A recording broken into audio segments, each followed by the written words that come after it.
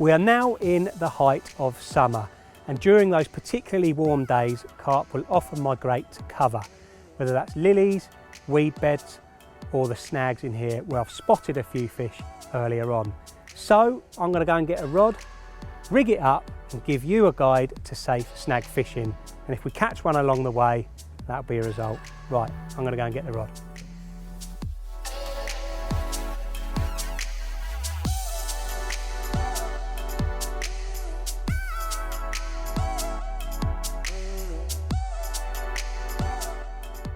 So one thing I like to do before I actually fish in the snags is check that it's safe.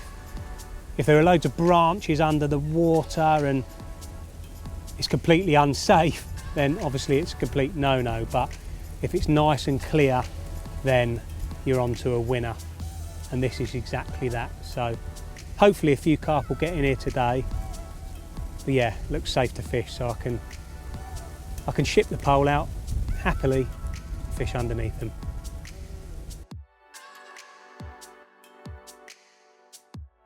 When snag fishing, all my emphasis is on strength and reliability, because the carp can quite often take it, they'll be rubbing against the snags, so the last thing you want is a weak line that might snap. So first things first, I use a nice length of snag leader.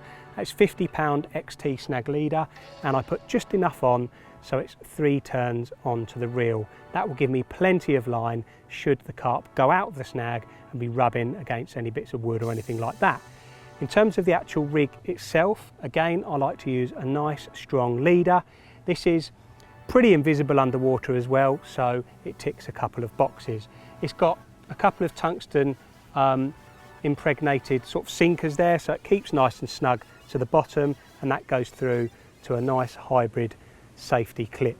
Now, when a fish takes that, I use a nice heavy 5-ounce lead, so that lead will quite often eject, leaving me to get them out of the snags. The safety clip also gives me the option of either losing the lead if there is a little bit of weed around the spot, or pushing the tail rubber over a little bit tighter should I want to keep the lead on and keep the fish lower in the water. So yeah, very, very simple, very reliable, and the main thing, very strong.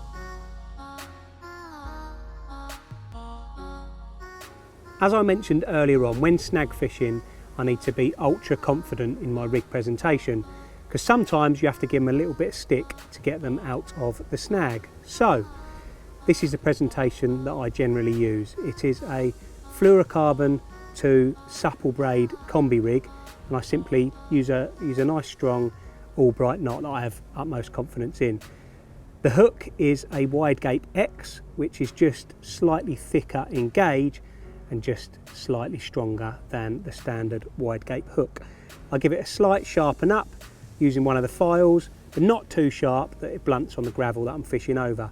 I use a nice stiff 20 pounds IQ2 hook link, and that just ensures that everything kicks away when I either spoon it in or underarm cast it.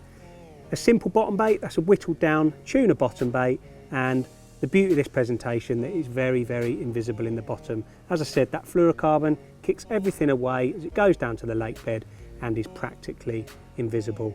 Very, very subtle, just a bottom bait on the end there to blend in with the offerings and chops that I'm fishing over. Yeah, nice, simple, very reliable, and ultimately strong.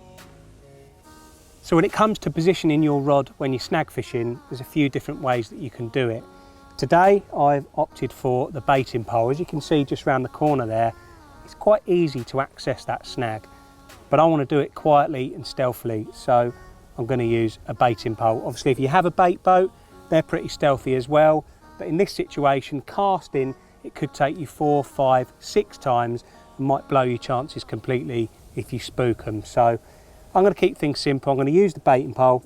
I've got the rig in the position now in the top of the spoon, chopped a few bits of tuna up, and I'm ready to ship it in. So I'm going to do that now, and hopefully one of those fish will slip up.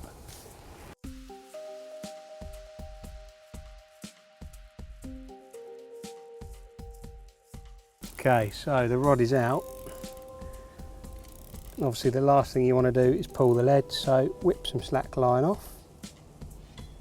You'll notice that I'm using braid here as well. Very, very strong. I'll just slowly tighten up. I do like to have a little bit of a drop in the bobbin. I like to fish it locked up tight as well, so I can't give them an inch. Pop it on. Alright, bobbin's on. And one thing that's absolutely imperative as well is to fish a snag bar. This is absolutely rock solid now. If that tip pulls around, it isn't going to come flying off the alarm. So having that snag ear there is absolutely imperative when you're snag fishing. Obviously using a very, very sort of grippy butt rest there as well. That rod isn't going anywhere on the take until you lift it out. So yeah, imperative to use very strong, reliable gear. And if you do get a take, you want to be keeping the rod. Anyway, rod's out now. Fingers crossed we catch one.